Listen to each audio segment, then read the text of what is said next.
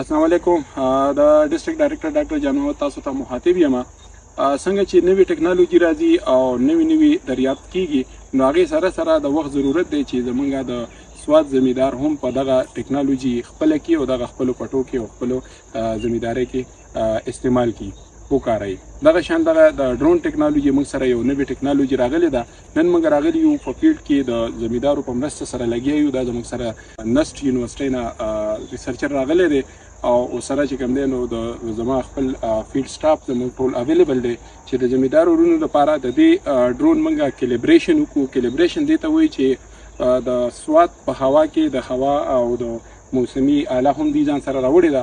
د سواد د هوا کې، د سواد په ماحول کې، د سواد په درجه حرارت کې کمې هغه نوزلې دي، کمې هغه سپیډ دی، کم هغه د دې ډرون موږ هغه فلایټ وساتو چې په هغې باندې د زمیندارو په شولو باندې موږ ښه نښه سپرې وکړی شو، زمیندار ترې ښه نښه مستفید شي.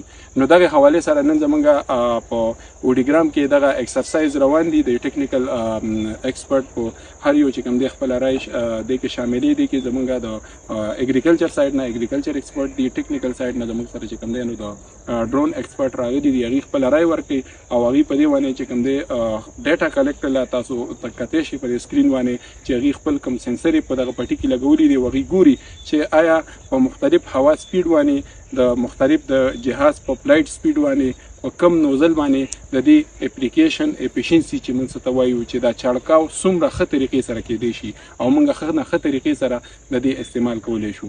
نو په سواد کې انشاءالله امید د ربه دی چې زموږ د دغه ډرون کیلیبریشن ډېر ښه طریقې سره د شولو دپاره وکړی شو او زموږ زمیندارونه به ډېر زر د هغې نه مستفید کړی شي. والسلام.